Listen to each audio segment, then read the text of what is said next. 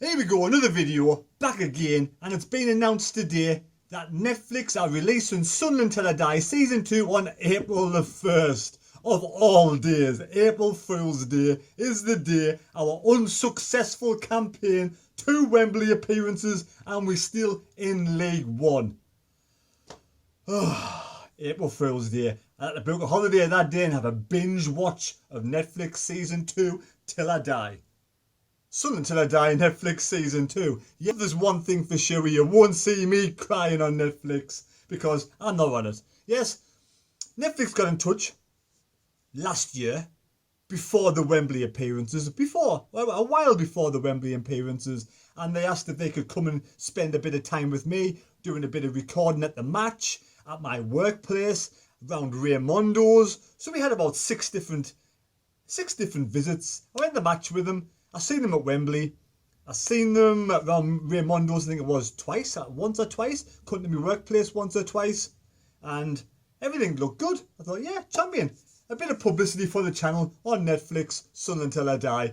But then she went on to say that there's a lot of cameramen out there, and a lot of footage is being taken.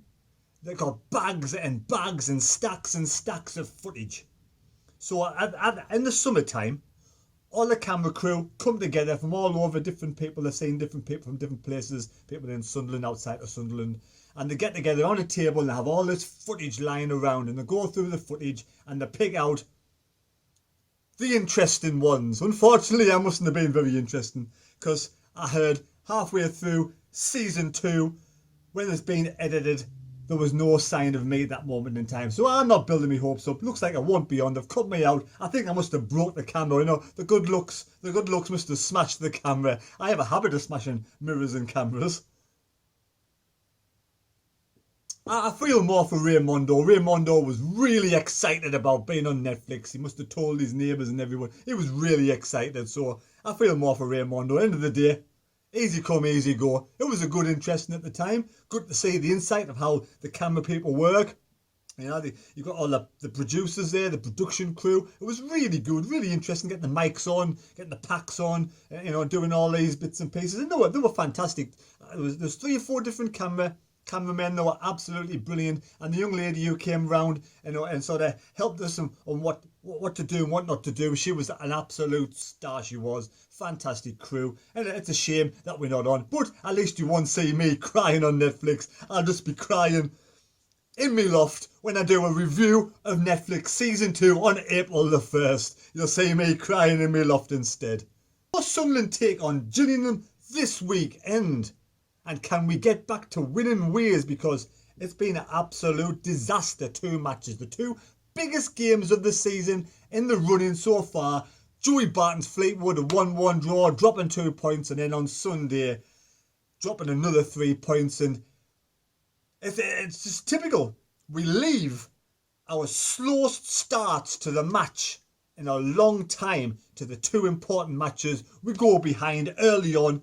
First 5 minutes, 6 minutes against Fleetwood, and then we go behind even earlier, 2 minutes against Coventry. So it really, really was a disappointing 2 games, and I think now we are not going to win the league. We are definitely not going to win the league. We'll be lucky to get in the top 2, So the dream of going up in automatic promotion is all but over.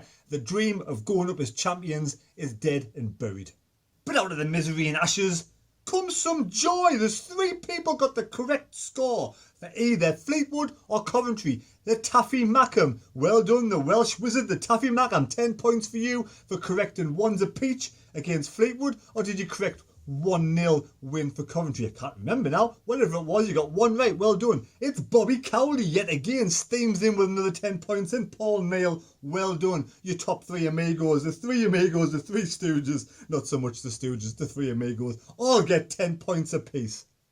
So we take on Gillingham this weekend at the Stadium Elect. Can we bounce back? Can we get the good, the good winning run, the home factor, the feel good factor back at the Stadium Elect this weekend? But we take on Gillingham. Gillingham 3 or 4 places below us.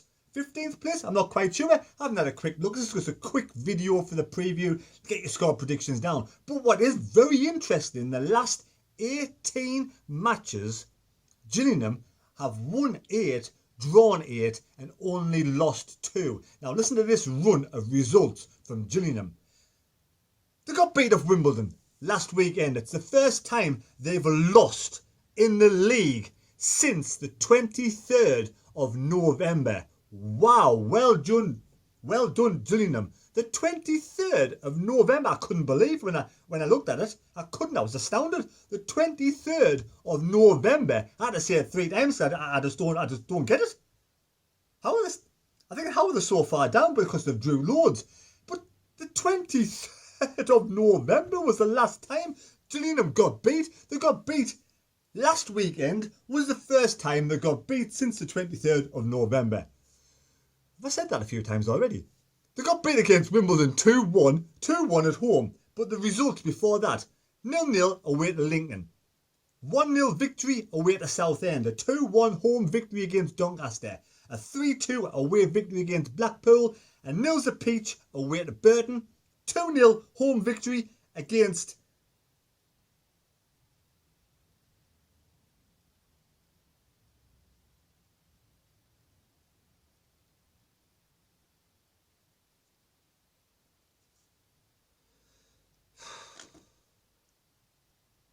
why have I wrote Sunderland down? It's not Sunderland. Never mind. They beat somebody 2-0. Then it was Rochdale away 0-0. I think dropping 5 points has got in my head. Then Oxford at home 1 apiece. Peterborough away 0-0. Portsmouth at home 1 apiece. Beat Rochdale at home 1-0. Away to Ipswich 0-0. At home to MK Dons 3-1. Fleetwood away 1 apiece.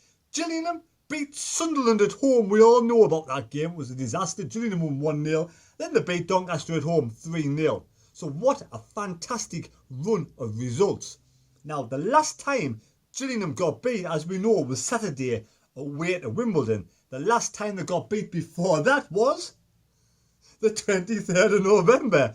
And it was Wimbledon yet again. So that's weird, that's strange. How does that work out? The last twice they've lost was both against Wimbledon. So Wimbledon are Gillingham's bogey club. Now, can we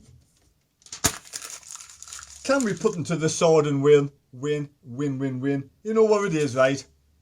I think there should be 1 or 2 changes this week, and I really do. I'm going to go, I like to say, Denver Hume, just have a rest.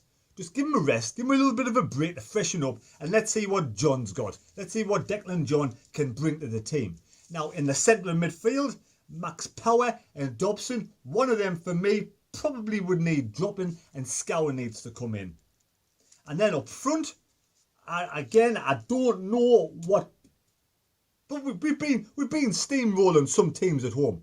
So, is it a bit of a knee-jerk reaction to change the side when we've been winning against the lesser sides at home? Is Gillingham a lesser side? Gillingham have 23rd of November last time they got beat. They're not really a lesser side. They're playing good football, some good stuff.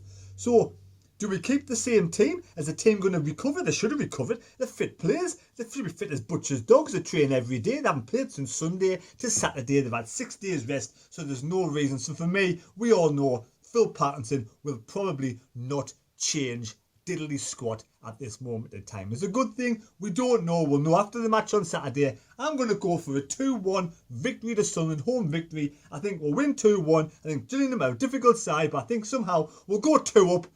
And we'll go in at half-time, 2-0 up. And the second half, Gillingham will get a goal. And it'll be squeaky bum time because it's never easy with Sunderland. But we'll win 2-1. And there's some really juicy matches this weekend. We have Peterborough versus Portsmouth. What a game after Portsmouth just lost against Arsenal on Monday. So will Portsmouth be able to recover in time to go to Peterborough? That's an interesting match.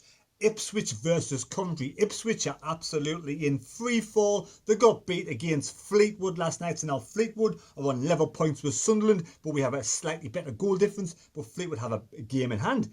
Portsmouth got a game in hand, and so on Coventry over Sunderland. So Coventry away to Ipswich, Portsmouth away to Peterborough. Then we have Rotherham away to Rochdale, That is not, an easy game for Rotherham, but we think Rotherham should take the points. And then we got the derby, the coast derby, is it the West Coast derby? We have Blackpool away to Fleetwood. So Fleetwood take on Blackpool. Blackpool have got a new manager now. So Blackpool could pull a surprise off, hopefully, against Joey Barton. So there's one or two interesting matches this weekend. But so long as we can win our matches, we've got Gillingham at home and Bristol Rovers away on Tuesday. We need to take this. I mean, Gillingham, I think they're actually in 11th place and only 8 points behind Sunderland. So well done, Gillingham. Your safest houses this season. So come on, you out there, can you get the score predictions right? Put your score predictions down below in the comment section. And can Sunderland beat Gillingham on Saturday? Now the way this season's gone, the way last season's gone, I've been thinking about over the last 10 years what's gone on. And for me, the best striker had to be Jermaine Defoe. Absolutely awesome. And I think I'm saying this for all Sunderland fans. I really do miss Jermaine Defoe at Sunderland. Remember that goal against Chelsea? Absolutely fantastic. Ripped his shirt off, ran over, scored, brilliant goal against the Geordies when we won 1-0 at the Stadium of Light. Imagine if we just had Jermaine Defoe up front for us in this league. I think we'd be a shoo-in to win the league. I'm sure there's a song there somewhere. So, Jermaine Defoe, you were the one that scored the goal that helped us beat the Geordies. We're missing you so much, we haven't had much glory. So, Jermaine Defoe. I'm sure there's a song there somewhere. I'll have to look into that one a bit more.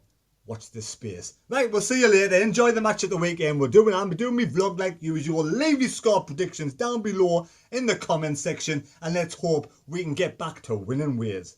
One last thing. Please don't forget to check out YouTuber Gilesy doing a fantastic job. Got his own football channel going now. He's got 400 odd subscribers. Please look at the link down below in the description. Pop over there and subscribe to his channel. Let's get him over 500 subscribers. And he also has Little Nana Iris. Absolutely fantastic channel. Right, we'll see you later. Please subscribe to this one as well if you're new to this channel. Thanks.